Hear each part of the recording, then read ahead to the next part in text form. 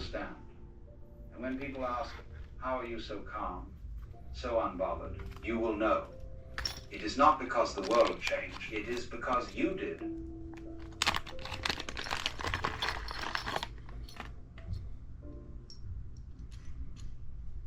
We are often taught, whether directly or subtly, that death is something to be feared. We grow up in a world where it is treated as the great enemy, the inevitable shadow that must be avoided at all costs.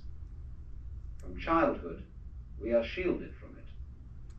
We are told not to think about it, not to ask questions about it, and when it touches our lives through the loss of someone close, the silence around it becomes even heavier.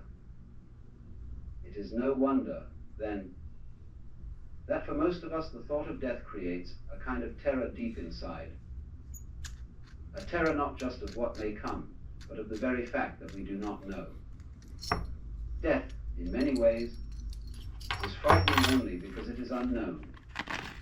When we examine this closely, the fear does not come from death itself.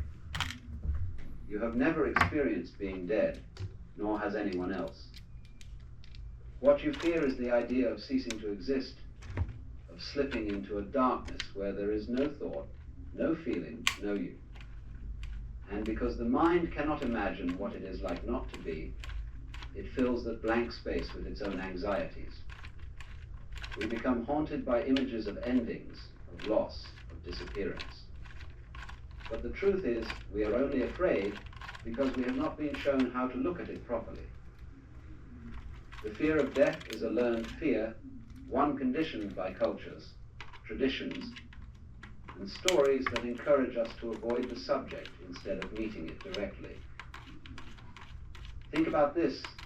You were not afraid before you were born. There is no memory of the billions of years that passed before your birth, and yet that absence caused you no suffering. You did not weep for the centuries you did not live through. You were not anxious about not existing in the 16th century, or the 10th, or the time before there was even a world. That vast nothingness did not trouble you in the least. And yet, when we think of death, we imagine it as something completely different from that nothingness we once knew. We imagine it as an abyss, when in reality it may be no different from the peace we knew before birth. If non-existence before birth did not disturb you, why should non-existence after death do so? You see, this is the part no one told you death is terrifying only because we mistake it for an event in time, something happening to me at a certain moment. We imagine lying in a coffin, the body decaying, the world moving on without us. But death is not something you ever actually experience. You experience dying, perhaps, but never death itself. Just as you never really experience the moment of falling asleep. You notice yourself drifting, then suddenly you are gone. There is no precise point where you can say, ah yes, this is the moment I fell asleep. It happens beyond your noticing. In much the same way, the moment of death is never really there for you. By the time it comes, you are not there to experience it. The trouble is, we cling so desperately to the idea of ourselves as permanent, as fixed beings moving through time, that we imagine death as the sudden tearing away of all we know. We live under the illusion that life is a possession, something we own and must hold on to tightly. But when you begin to see life as a flowing process, as a current of experiences rising and falling, the fear softens. Because then, death is not an interruption of ownership. It is simply the next change in the rhythm of existence. What creates our deepest anxiety is not the reality of death, but our resistance to it. We resist the thought of letting go, because letting go feels like a kind of defeat. We want permanence, we want continuity, we want tomorrow to always follow today. Yet, paradoxically, it is the insistence on this permanence that enslaves us to fear. For the truth is, Everything in this universe is in flux, this rule. It is simply its fulfillment. When you look at it this way, the fear begins to lose its grip. Instead of seeing death as a monster waiting in the dark, you begin to recognize it as a mirror. It reflects back to you the truth of life itself, that nothing is fixed, nothing is permanent, and that is precisely what gives life its vitality. If every note in a song were held forever, there would be no music. If every flower lasted eternally, you would cease to notice its beauty. The end, the fading, the silence between the notes. These are not interruptions, but essential parts of the whole. And so it is with life and death. This is why avoiding the thought of death only intensifies the fear. The more you push it away, the more power it seems to gain. But if you turn toward it, if you allow yourself to contemplate it, to sit with the reality that one day you too will vanish, you discover something remarkable. The fear does not grow, it dissolves. And in its place arises a sense of freedom, a deep appreciation for the fragile miracle of being alive right now. You see, the great secret that no one told you is that death is not the enemy. It is the teacher. When we speak of death, we so often describe it as the end. We talk about it as though it were a great full stop, a sudden shutting down of the lights, a curtain falling at the close of a performance.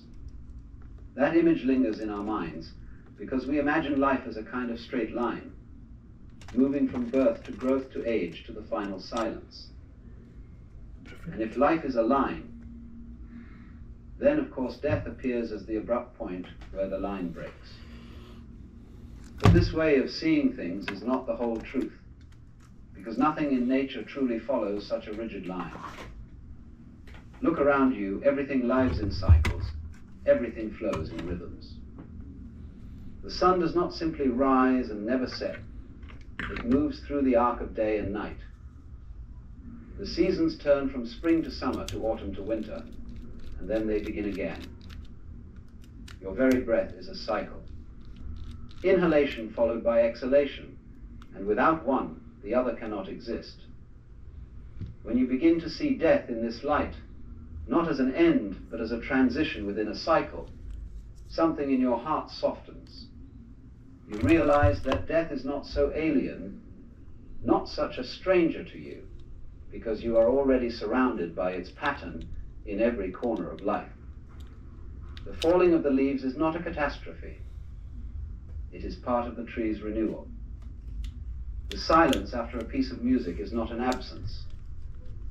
It is what allows the music to have shape and meaning.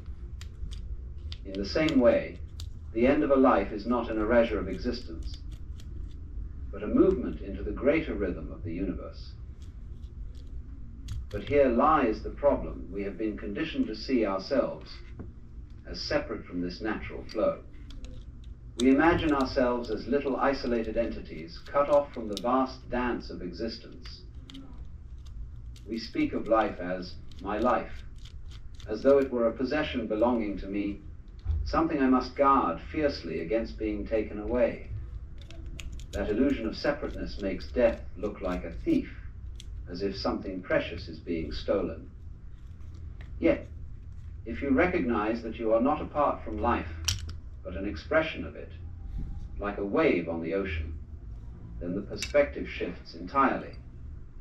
A wave rises, dances in the sunlight, and falls back into the sea. Do we mourn the wave when it returns to the ocean? Not at all.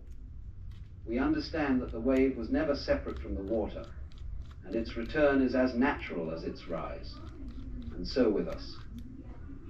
What we call death is not annihilation. It is a return, a dissolving into the same vastness from which we once arose.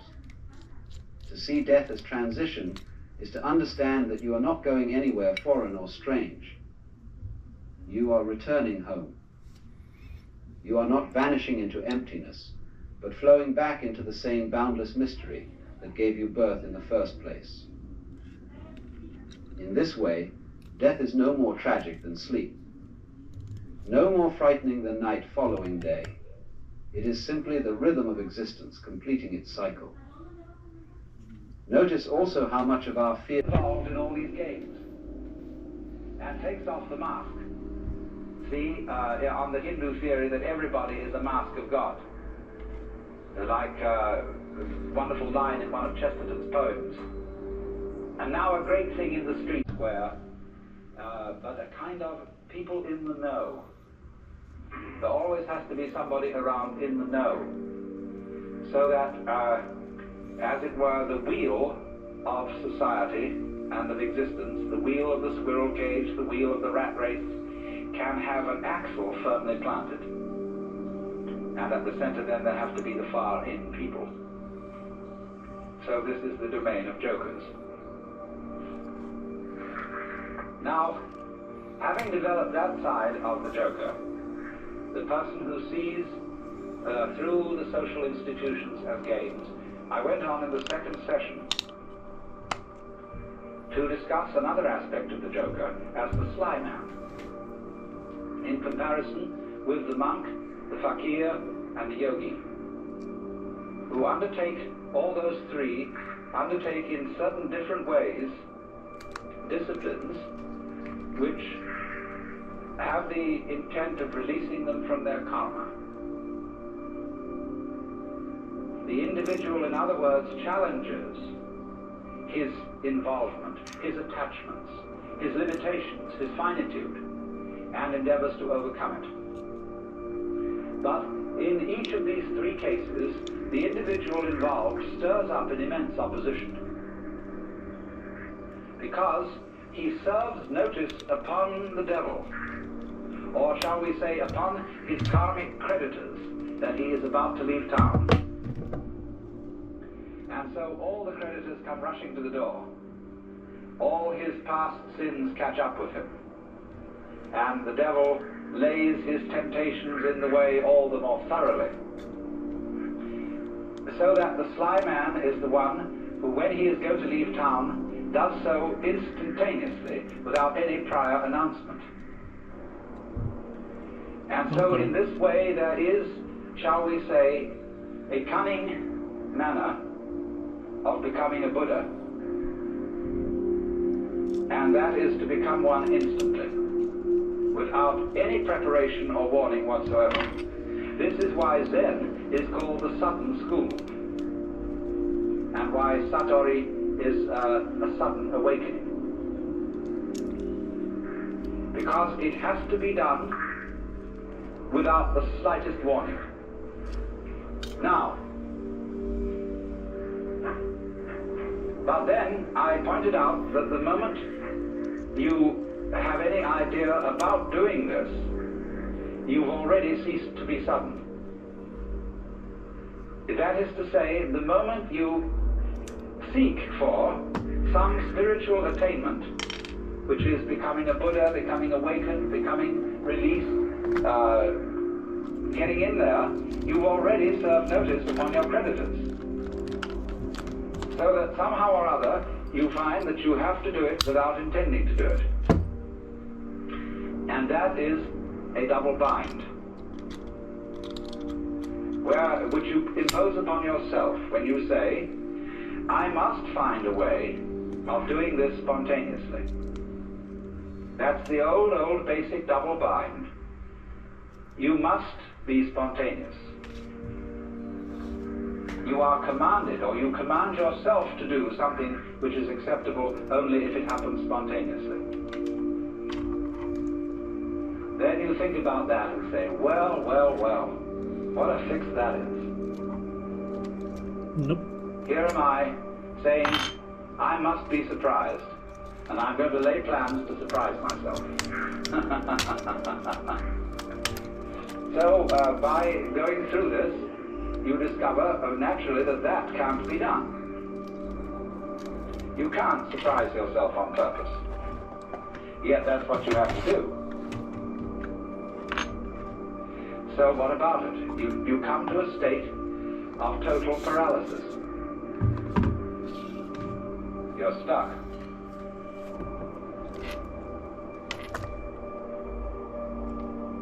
one thing that is terribly important to be done can't be done. It has to happen. It really does if you're earnest about this. You want to get out of the trap. But you can't do anything about it, either actively or passively. But then as you begin to see what you are doing all the time, you notice a very odd fact, which is that you can't help being spontaneous. If I say to you, good morning, and you say good morning, what is that? Did you plan this answer? Did you make preparations to grow your hair? Do you make decisions about having blue eyes?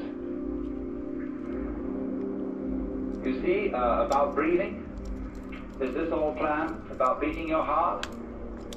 And what about your thinking? Even if it's very blocked thinking, even if you feel from a certain point of view that you're all mixed up, tending to do it.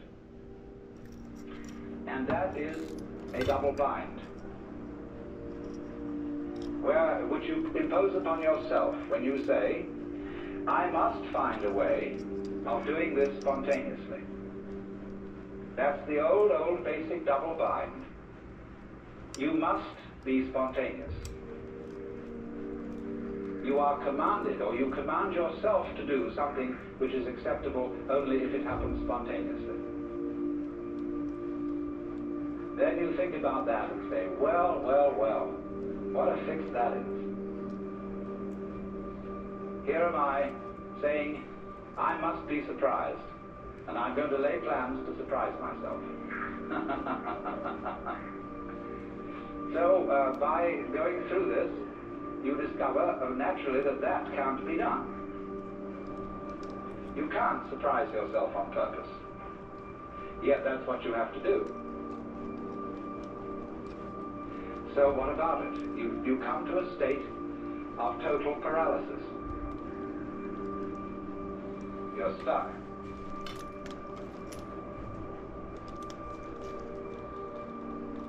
The one thing that is terribly important to be done can't be done. It has to happen. It really does if you're earnest about this. You want to get out of the trap. But you can't do anything about it, either actively or passively. But then as you begin to see what you are doing all the time, you notice a very odd fact, which is that you can't help being spontaneous. If I say to you, good morning, and you say good morning, what is that? But seen from different points of view. As we all know, we can have shudders of horror and shudders of delight, tears of grief and tears of joy. And it's the same shudders and the same tears in either case, but they have a completely different meaning. Now, life is a matter of oscillation. Life is vibration. It's the whole time and all the way through. The question is, how are you going to interpret that? Is it tremble, tremble, tremble? Or is it laugh, laugh, laugh? That's the great thing. And sometimes it's one, and sometimes it's the other. So that the whole thing of the Joker is he comes into being, as it were, at the point when the anxiety interpretation of the trembling becomes the laughing interpretation. We were talking about monks who had skulls in their cells to remind them of mortality. And we think a grim thing. The skull is a grim thing. But Chesterton had the poem about the skull. Chattering finch and waterfly are not merrier than I. Here among the flowers I lie, laughing everlastingly. No, I may not tell the best.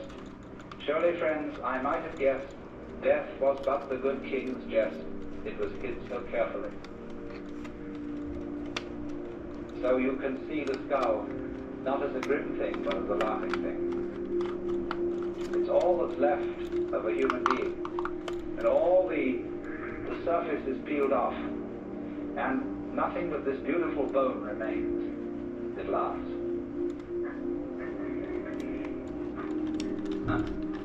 Now why? What is it about death being a jest?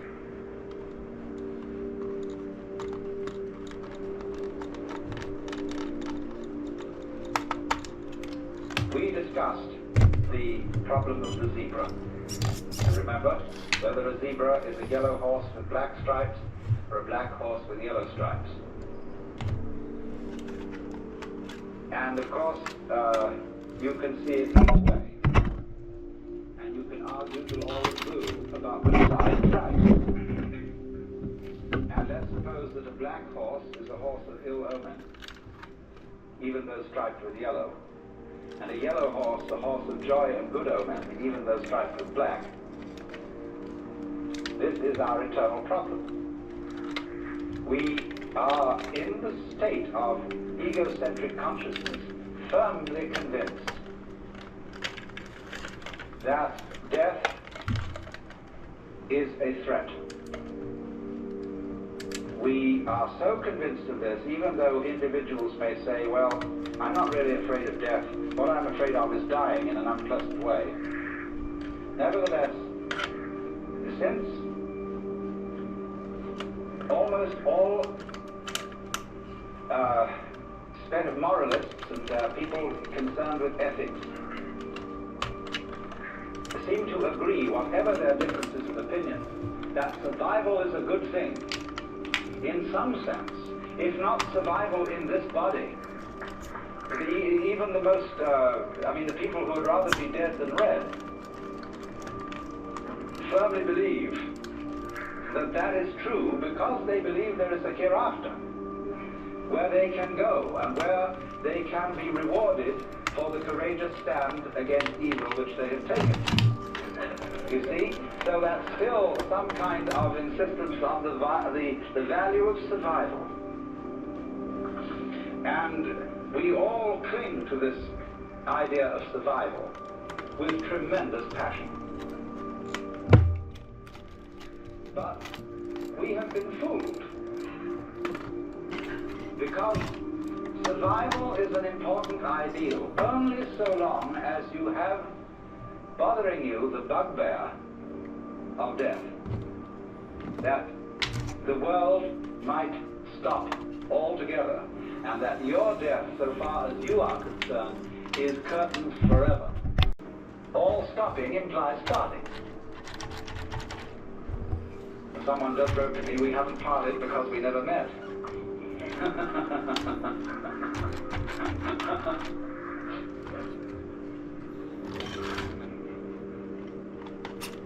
So, the whole point of saying this is the realization that existence is eternal. The going out of existence implies the coming in. And St. Thomas had some point here when he said, there could never have been a time when there was not being. Because if there had been a time when there was nothing in nothing to produce something.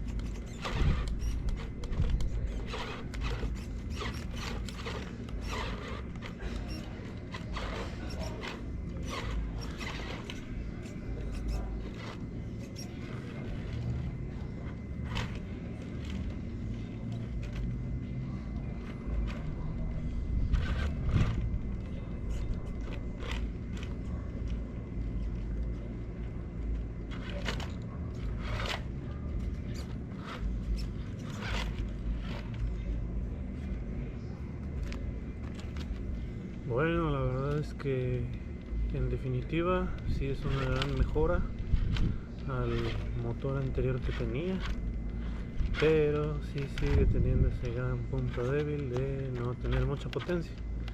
Necesitas darle golpes al acelerador fuertes y repentinos para que tenga la potencia suficiente para escalar algunas cosas. Sin embargo, no deja de funcionar como el motor anterior. El motor anterior hacía que se calentara la electrónica y se detenía por completo. Tenías que darle un momento en lo que se enfría.